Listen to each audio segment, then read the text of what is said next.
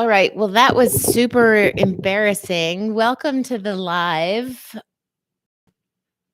version 2. I did a live. I was talking for like 5-10 minutes and there was no sound. So I'm restarting and I'm not sure if there is any sound yet or not. And I know why this happened. So somebody's here. Hi. I'm so glad you're here. Can you hear me? Can you hear me? Type in the chat if you can hear me because I have good content and I want to share it. And I'm so embarrassed that, well, I know exactly why it happened. Can you hear me? I want to know. Can you hear me?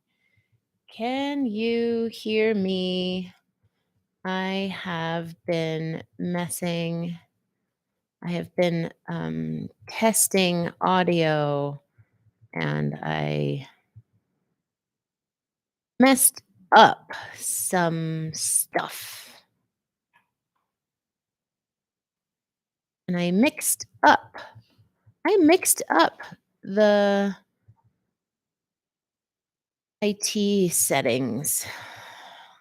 All right. I'm not sure if anybody can hear me. Can you hear me? Give me some feedback. Can you hear me? I have a different audio. Give me a thumbs up or type in the chat. Can you hear me? I don't think you can yet, which is really ironic because I didn't want to talk about this stuff today. I did and I didn't. I feel really nervous about it. It would be super helpful if you could give me some feedback if this is audible to you. If not, I might have to. Oh, Butch 843, you're a freaking rock star. Thank you. This is my second attempt. Thank you, Rachel. You guys, this is really hard doing these lives. I'm not an IT person. I was playing with microphones. It really doesn't matter other than to tell you we can all do hard things. And sometimes all you need is 20 seconds of insane courage, like embarrassing bravery, and it is worth it. My name's Dr. Renee Ostertag. I'm a licensed physical therapist and a psychotherapist in the state of Colorado, here in Denver, United States.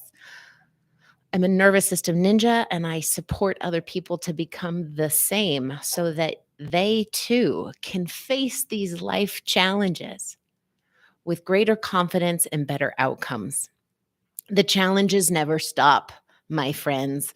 What can change is our confidence, our courage, and our outcomes.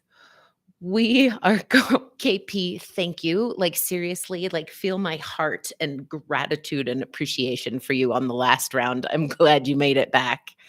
We are going to be talking today. Oh, Rachel, thank you. You guys, thank you. Seriously, the courage that it has taken me, and this is my 15th YouTube live. I have grown so much through this challenging, scary thing, and it's becoming more and more fun, which is great. So I'm Renee, nervous system ninja. You are watching on some level by proxy. That makes you a nervous system ninja too. I did a whole trick with Marcus earlier because it's Monday, and we like to share our miraculous Marcus Monday moments. He's now getting to enjoy. Next week, I'll show you the trick that he learned. He's enjoying a bully stick right now with his new bandana that I got for springtime. And I was a little optimistic. I'm like dressed like it's spring, but I'm cold. What's the temperature where you are? And where are you coming in from? Where are you chooming in from? I love that word. I made it up myself. Chooming. Timing. No. Look at me getting all messed up.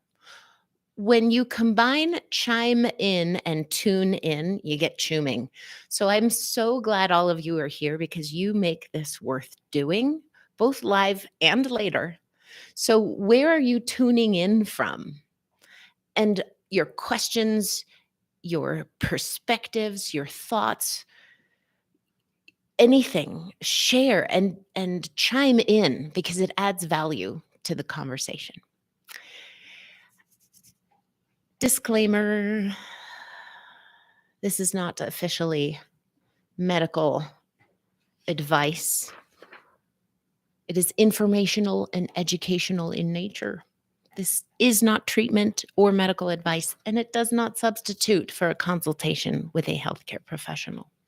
So please, sincerely, I ask you, get that 20 seconds of insane courage and you're having symptoms and you need support, reach out to a healthcare professional. I am a healthcare professional, and if you'd like to reach out to me, I do free consults with people, and I love it. I love helping more than like anything on the planet, which has good and bad to it. That being said, I also have a personal disclaimer. I'm a very privileged woman in the world, and I work hard every day to become more and more aware of my privilege and to experience it with gratitude and appreciation so that I can receive it fully and give it fully, because we all deserve to be loved, to be cherished, and to belong. And that's what I want to do with my privilege. I'm also a biased human. Some biases I know about, some I don't. Welcome. You're biased too. And if we have conversations that are courageous, we can learn about our biases and expand our world. It's very exciting. And my last disclaimer as a human, I am fallible. Oh, I make mistakes. I'm not perfect. And I'm doing my best to have fun with all of that mess every day. KP said it well. Laughter and trauma go great together. Amen, my friend. That Butch is coming in from Sapulpa, Oklahoma. Welcome. I've never heard of Sapulpa. What do you like about it there, my friend? Last week and this series, we're talking about how to choose health. Now, many of us are like, what? You can choose your health? Because many places in life would make us think that things just are the way they are and they have to stay that way. And I like to challenge status quo, and I like to nudge the envelope and push and see kind of what's behind the door. I've had so many of my own health problems over the years, both mental and physical, from past trauma, both as a child, as an adult. And I had parts of me that just didn't believe I could heal or that things could be better. And there's something really powerful that comes when we make a choice. And then we take action to support that choice to live itself into our lives. That's why I got this tattoo, right? This is my flag in the ground. It's my choice. And so we're talking about in this 6-part series, today's number 5, choosing health. And on the first day, we talked about how you need to pick between accepting, rejecting, or tolerating, right? Do I choose to accept myself? Vidya, good to see you. I'm so glad you're here. Thank you. Anybody else? Where are you coming in from? Hi, hi, hi. I'm happy you're here. So happy. Choosing health. Do you want to choose to accept yourself as is? Do you want to reject yourself as is, or are you tolerating yourself as is? Hi, Jody from Vancouver. Nice to see you. Rachel's here from Richland, Washington. We got a lot of West Coast people. I grew up in the Bay Area, California, so I'm West Coast, just south of both Jody and Rachel. Welcome. I'm glad you're here. We're all choosing our health together on some level just by participating in this conversation. Oh, Vidya, you're also from Seattle. It's so fun how I get these clusters of people. A couple weeks ago, I had a bunch of Europeans, and today we've got the West Coast. Vidya's from Seattle, but she's currently in California. And then KP, go ahead and break the mold, my friend, from Blue Ridge, Georgia. Good to see you there. I've never been to Georgia. And I would love to just hear what life is like down in Blue Ridge, KP. I'm glad you're here. Vidhaya, you're a he. Ooh, hi, he. Gender identification for me is really hard when I just get a name And, my apologies. I'm embarrassed that I got that wrong, but I don't know how I would have known it otherwise. Anyway, we're talking about choosing your own health. And do you want to accept you? Do you want to reject you? Or do you want to tolerate you? Now, unless you're ready for suicide, reject is off the table. That will change today, but we're going to talk more about that.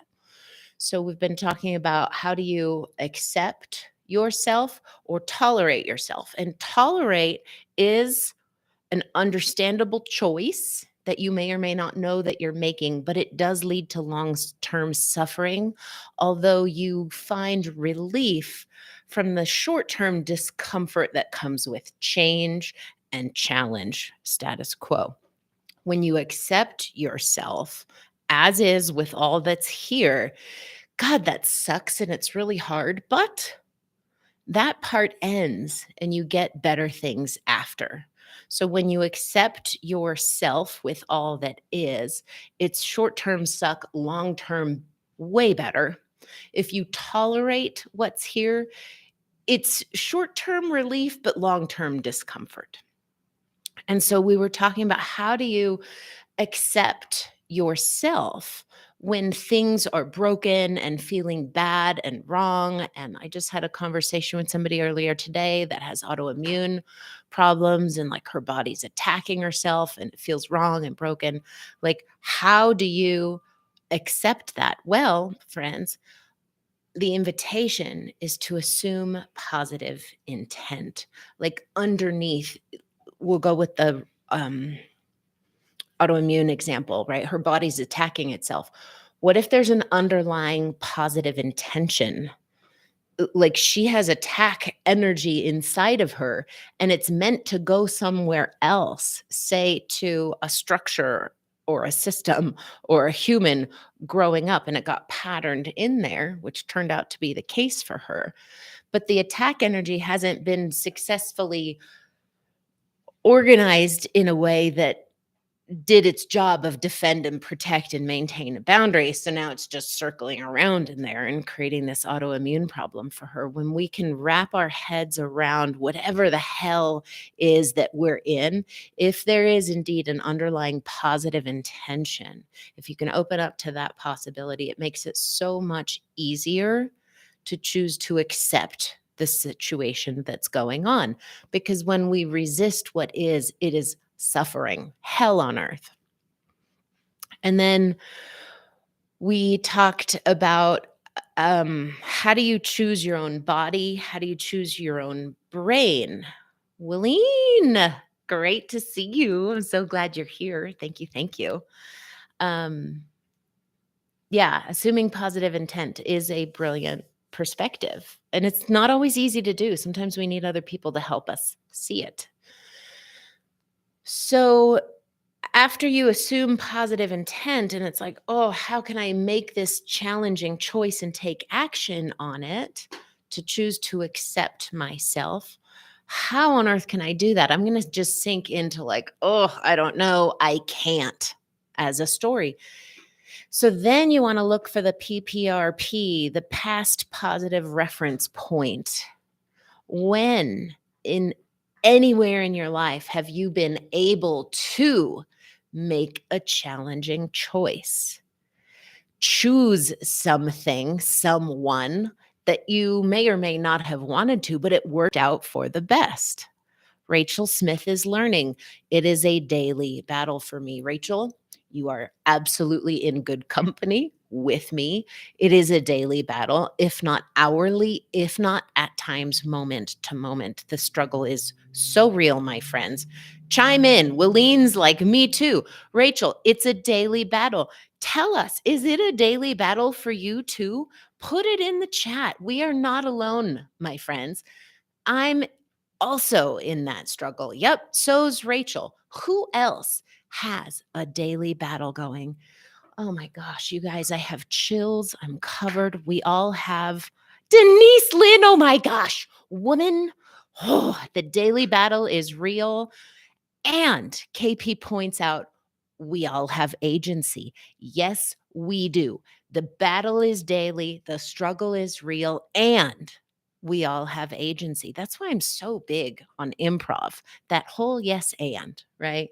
So many of us, we have these overwhelming life circumstances, and then we're in some sort of health crisis, mind or body. And it will make us think we don't have choice, learned helplessness, and we will like be the fish in this pool of helpless, powerless hopelessness that doesn't think there's a way out. And the fish doesn't know about the sky and the horizon. And that's why we're all here, and to remind one another we do have agency. And that's why you want to look at some place in your life where you had a positive outcome because you did a courageous choice. And then last week, we talked about how do you do that? Like, find the worst moment of your life and or worst moments, because many of us have many. And when's the first time you remember laughing after that? Because if we can shorten the distance between tears and laughter, we can reduce our suffering. That is a real thing. And it's very cool, actually. Wileen was a powerful teacher for me this week. Wileen, who's on here, is the co-author of my first book that's coming out called Get Your Happy Back. What to do when mind and body collide. A guide to the truth you can't ignore when mind and body collide. Right now it's scheduled to be published in May. Wileen, woo, hoo, hoo. Yes, we're very excited. So Wileen and I are spending a lot of time together writing and editing. And she said last week, you're a psychotherapist? And she was making fun of me because I'm both a physical therapist and a psychotherapist. And it struck a chord inside of me, and I took it totally personally. I had a massive trauma response on the inside. I'm like, she's calling me psycho. And I heard my own words from this live shorten the distance between tears and laughter. And instead of getting all ragey about being called psycho, I decided, I heard the thought in my head. I didn't generate it. It just came to me. It was like, where's the laughter? Right? So instead of making it wrong and crying and being ragey about it, where's the laughter? And I said, I might be psycho. And here's another funny story. My best friend growing up would always joke with me, being a physical therapist. She would say, "Oh, Renee, I'm going to the physical therapist today." Now, I'm not making a joke about rape. The point is, I got quicker from tears to laughter, and I had a quicker recovery from a trauma response with keeping the idea of shorten the distance from tears to laughter. And then the very next day, I had this awesome thing come up. Somebody emailed me, a lovely woman from England who found me on YouTube, and we're setting up a time to meet and have a consult. And she said, yes, throw some dates at me. Old Renee, who had a longer distance between tears and laughter, would have given her dates and called it a day. But the new Renee, who has a shorter distance between tears and laughter, was like, throw some dates.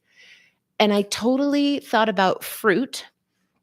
And then I sent her the dates and I said, and in the spirit of humor, shortening the distance between tears and laughter, you asked me to throw some dates at you. So here you go. I found a meme where Robin Williams is Mrs. Doubtfire, and he says, I don't throw fruit often, but when I do, it's a drive-by fruiting.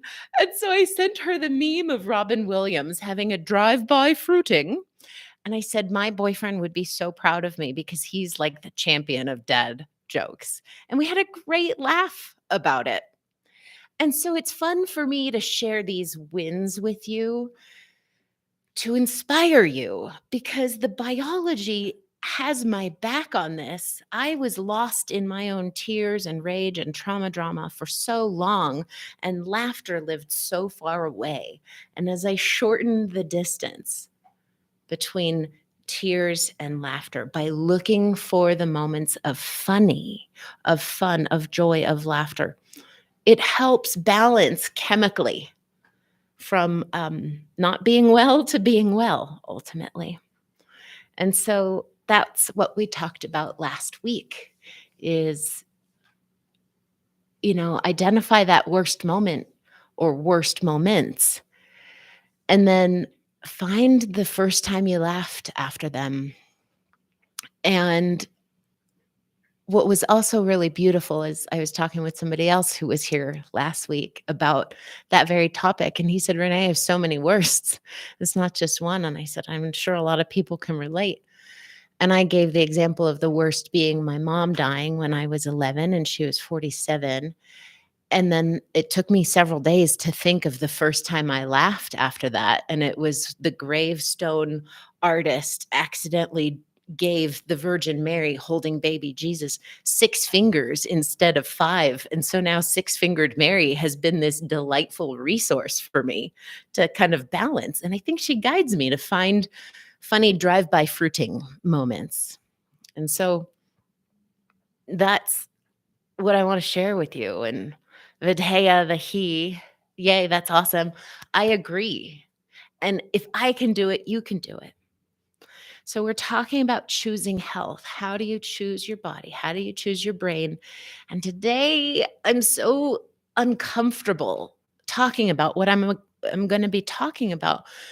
How do you choose your mind when things just are bad?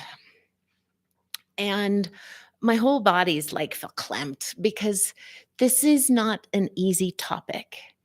And I also will tell you it is worth doing. So let's talk about, how do you choose your own mind? What does that even mean? And there's no right or wrong answers. Do you want to choose your own mind? What is mind? It's an energy and information field that encompasses your brain, your body, and your relationships. Jody, it is always worth attempting your very best. XOXOXO, yes. That's what I'm doing here. And I think that's what you're doing too, wherever it is and whatever you're doing. Including Marcus. He's doing a good job on his ballistic today. He's giving it his very best. Oh, so how do you choose your mind? I think it takes 20 seconds of insane courage. That's a gorgeous line from We Bought a Zoo. And he said, 20 seconds of insane courage, embarrassing bravery. And I promise something good will come from it. So when in the past we've talked about, do I accept, reject, or tolerate your brain, your body? Unless you're ready for suicide, reject is off the table. So you can choose between, I'm going to tolerate my brain, my body, or I'm going to accept my brain, my body. I think when it comes to the mind, you don't have that luxury, because the mind, if we're defining it as brain, body, and relationships, we're talking about, yes, my brain, yes, my body, and how I show up in relationship with everything that exists on the planet and beyond.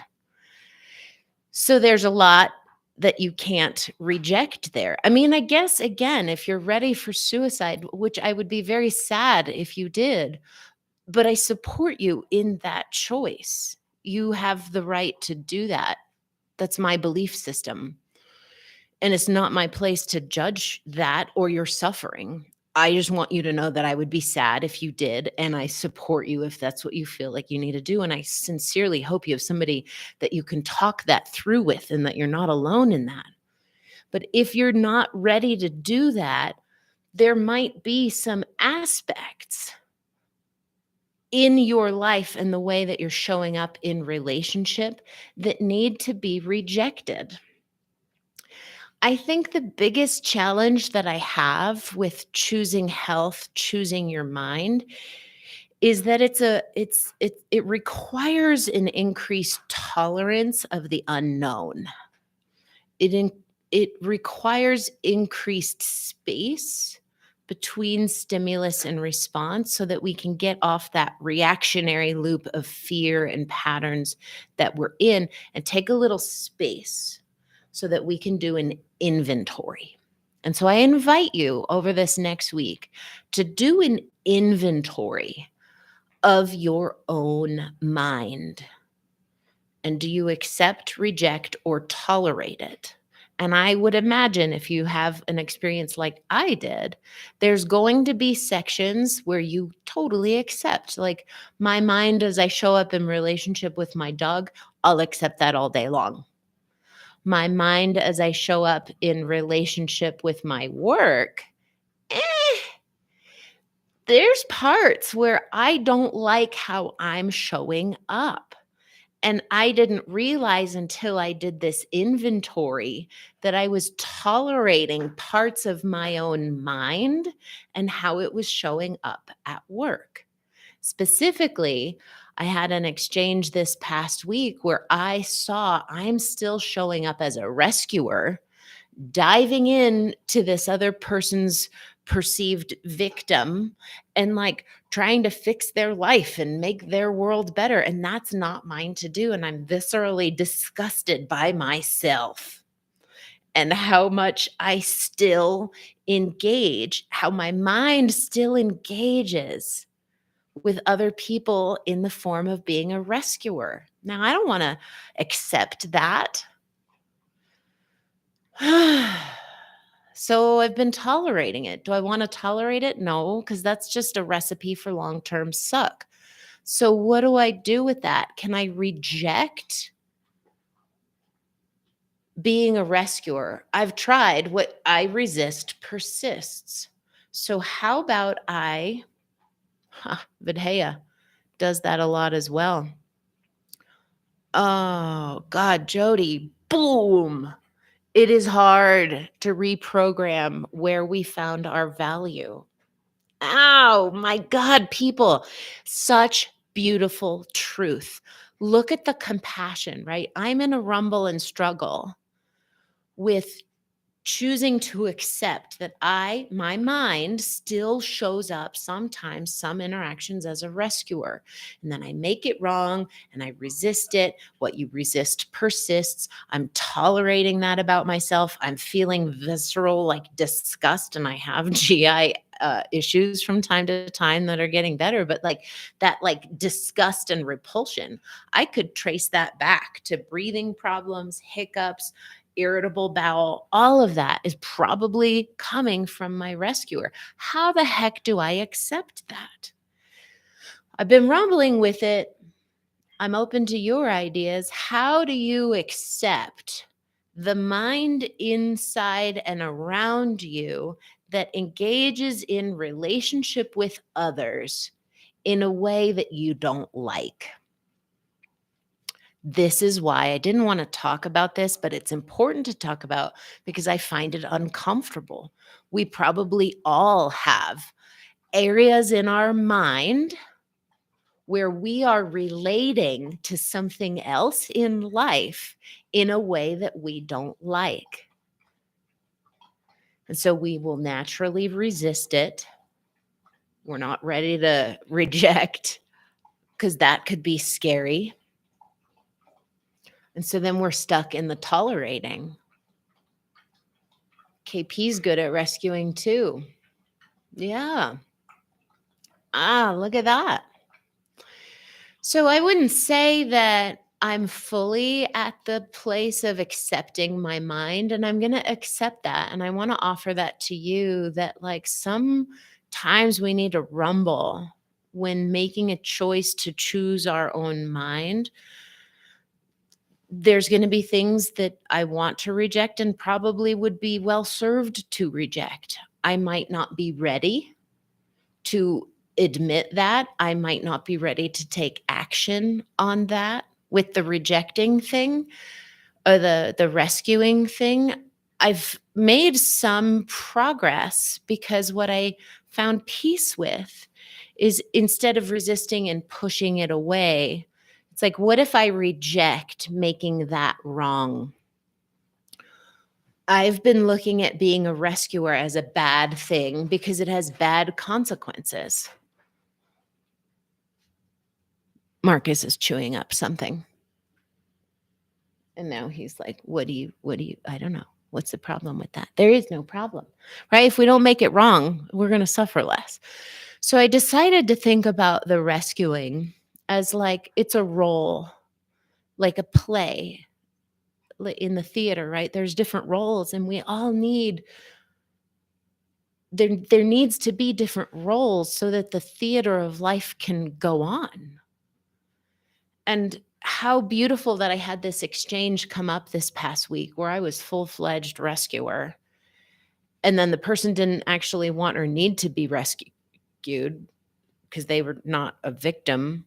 And so now I'm persecuting them. That whole victim, rescuer, persecutor triangle, those are roles that are necessary for the theater of our lives. And what's also true is that there's other roles.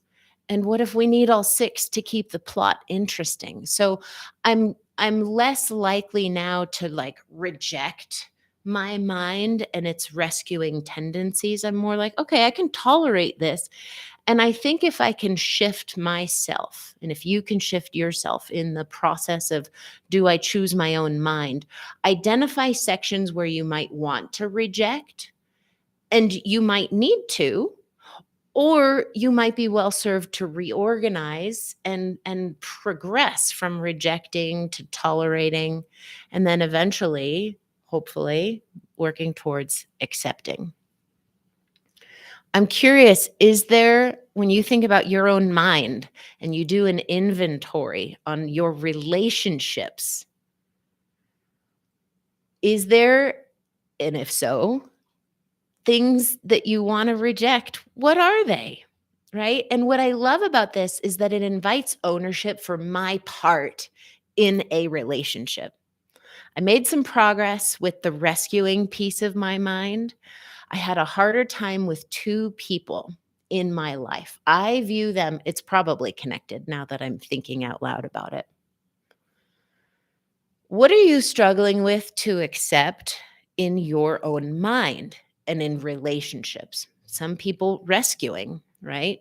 Can you accept that you have rescuer energy in your mind? Or do you tolerate it? Or do you want to reject it? And maybe you should. Maybe your job makes you be a rescuer, and maybe it's a good thing to quit your job. I don't know. It's your life. You get to decide. You get to choose.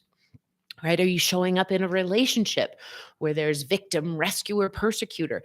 And that's a part of your mind and how you relate with the world. Do you want to reject that? Maybe you should. Maybe that's in your best interest, or maybe it's better to find a way to reframe and work towards progressing from rejecting to tolerating towards accepting. So when I think it's a rumble within your own self, like I don't like the way my mind is showing up right now in my morning routine. Like I'm choosing to be cozy in bed instead of getting up and going to the gym. The time change kind of janked my routine. But when it's just me involved with me, I have a harder time negotiating and reorganizing. An easier time, sorry. When other people are involved, I find it a lot harder to choose. Do I want to reject, accept, or tolerate? I have two people in my life right now who I perceive them as powerless, helpless victims. They are probably mirroring that version of me back to me, and I don't like it. So I want to reject them. Ultimately, I'm rejecting myself. Oh boy, this is tricky stuff, my friends. It's tricky, right? This is the challenge. And here it is. Sometimes all we need is 20 seconds of embarrassingly insane courage to speak the truth.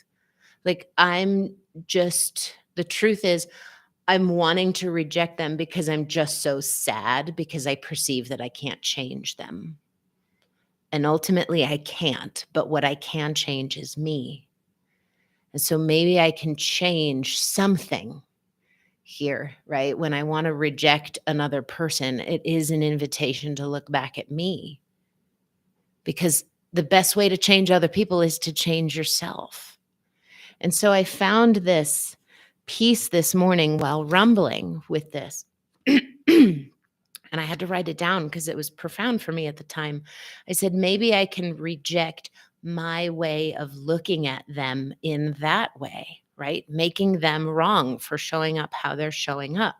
I'm acting as a persecutor, making my perceived story about them as a victim wrong. And I have this own inner critic that makes my story wrong about being a rescuer and rescuing victims. So maybe we need to reject the way we're looking at something. The whole thing is a rumble. And I think what's required here is courage, 20 seconds to look at your own mind and to speak the truth about it. I also think it's helpful to increase your tolerance for the uncomfortable and the unknown. I wish I had answers, but I don't. I have more questions today than answers. But I have peace because I know that when I have the courage to do the inventory and take an honest look in my mind as it relates to life around me and things and people in it and roles in it, when I have the courage to ask myself that question, I'm putting myself back in the driver's seat. I'm taking myself out of learned helplessness and hopelessness and powerlessness because I'm willing to recognize in that rumble that I'm willing to give myself a choice where I didn't think there was choice before. Now, talk to me. What is this bringing up for you? What are your thoughts, perceptions, questions? As I was thinking about this, I was thinking about a challenge with that. I got a couple comments here. It's awesome. Jody is working on her own perceptions, asking if they're true and taking away their power. Absolutely. That's, I think, the most powerful thing you can do is to question your own perceptions. I think when I make the mistake, it's a critical error in my thinking to assume that my subjective perception is objective truth. That is a flaw in my thinking. It's partial. It's true for me, it's valid, but that doesn't mean it's objectively the whole truth of any given situation, circumstance, or scenario. Thank you, Jody. It's really good. Vidheya, right. I wonder if that's more like expanding perspective. Ooh, as opposed to rejection or something. That's a gorgeous perspective. And I think both are true. Like, okay, I see the world like this. I'm going to step over here and now I'm going to see the world like this and it's going to look different when I'm here versus here. Am I expanding my perspective? Am I rejecting this one? Who knows? I think it's possible that both are true. And that is why these courageous conversations are worth having because we get to expand our perspective and have more choice. Vidheya, thank you so much for that. Uh, Rachel, yes. Oh God, I can viscerally relate. That's why I stay in tolerating something because it's easier. And I think short term, it is easier. And I also hold space for the opposing viewpoint. And I'm very informed by my physical therapy background perspective on this, specifically with back pain. People will stretch forward because that feels easier. But the long-term solution for that is to actually go backwards into a McKenzie extension. And so that was such a potent, clear, concrete physical example for me of how the easier, more comfortable tolerating is a short-term comfort that can often create a long-term problem. And I really want to give you all kinds of space to choose because readiness for change is a real thing. If we are not ready to make a change, there's probably some real heartfelt wisdom in that, right? There might not be enough resource, there might not be enough support, there might not be enough agency on some level. And so it's a good thing sometimes. And we all need to move through the readiness for change whenever we're ready. Like, no, like healthy pressure, right? Because we need the pressure to like overcome momentum to change. But if it's toxic, re traumatizing, unhealthy pressure, that's not helpful.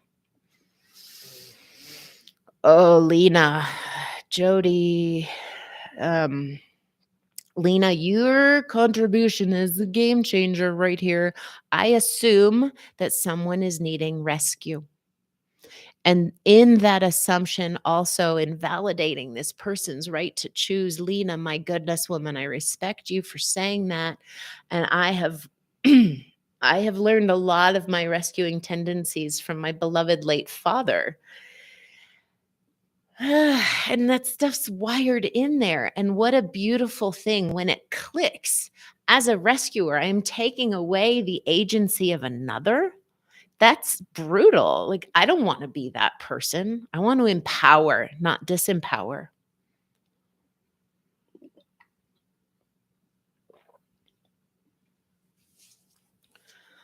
What else are people thinking here?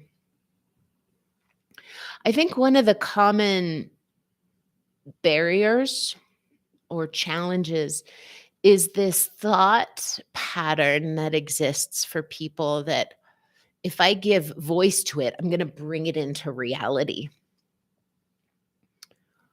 Or if I accept that this is the way it is, that's going to be the way it always is. And I wonder what your thoughts are about that. Like, I had a lot of resistance to seeing my rescuing and giving a voice to it because I didn't want it to be true. Because then, on some level, I think my brain was like, well, that's the way it's like always going to stay.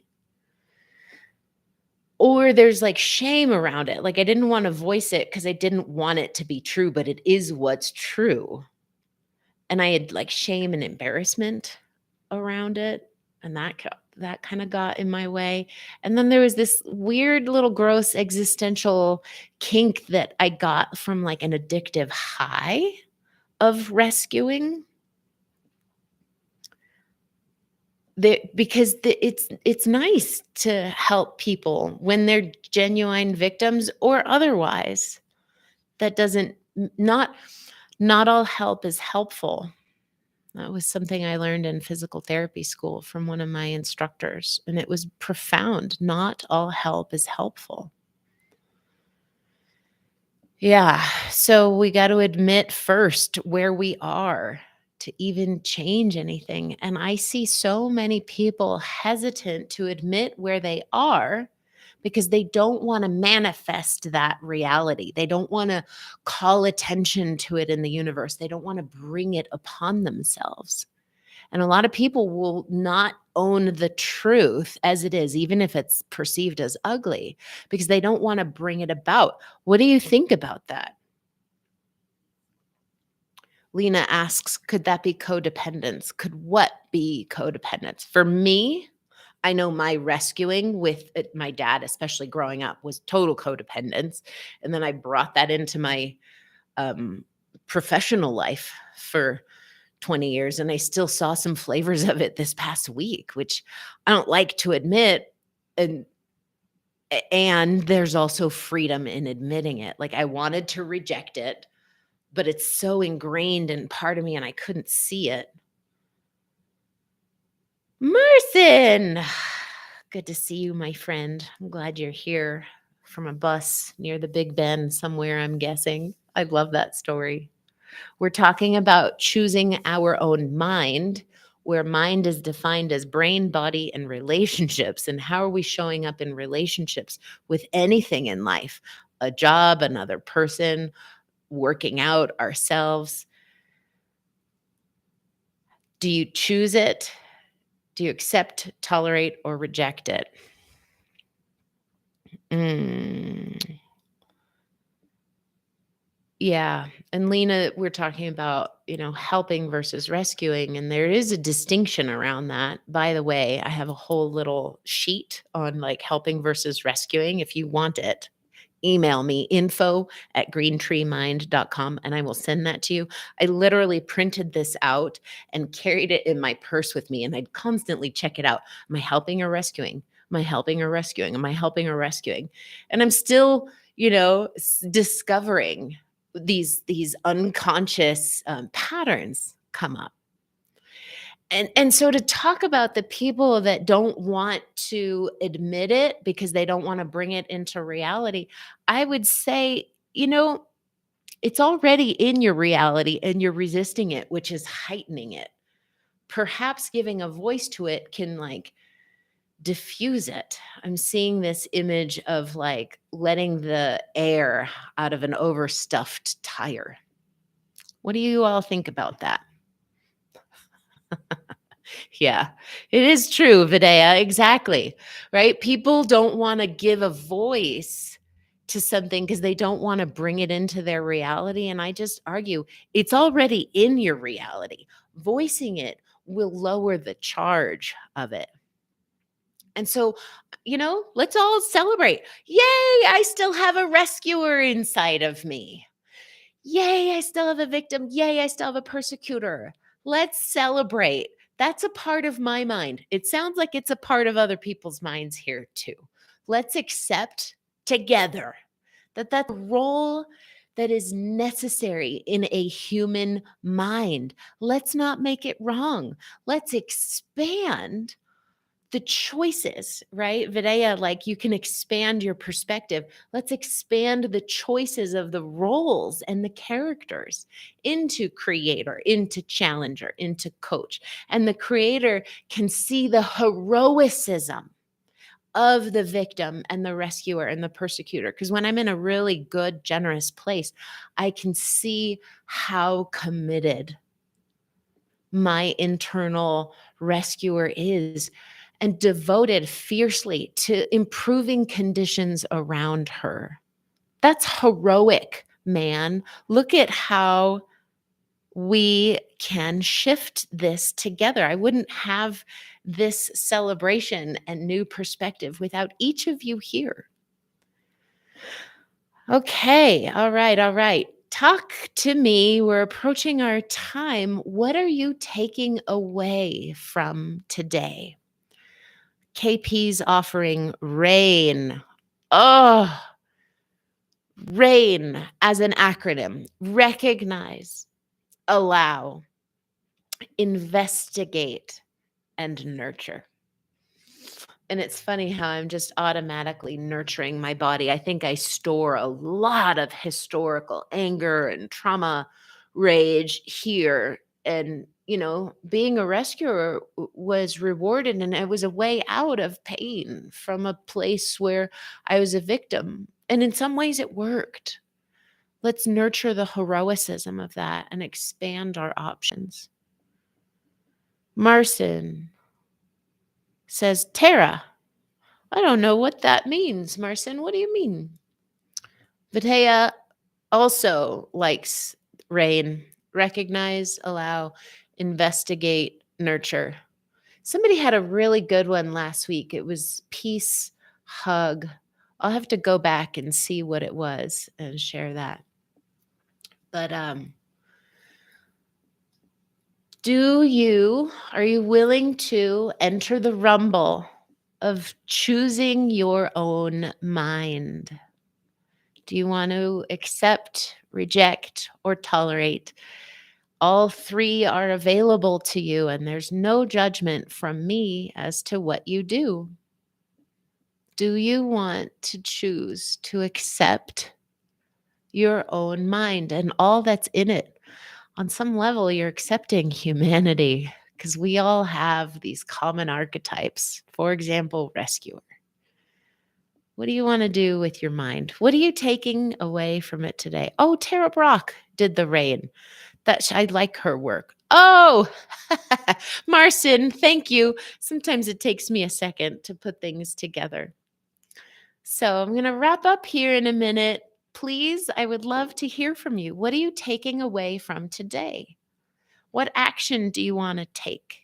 What choice do you want to make? What do you want to be sure to remember as we close up this time? What do you want to take with you today?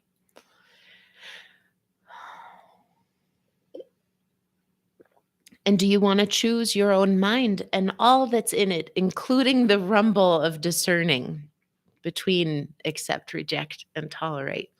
If you're watching this later, put your comments in the comments. I'd love to see them and embrace conversation with all of you, real time or asynchronous. Thank you, thank you, thank you for being here today.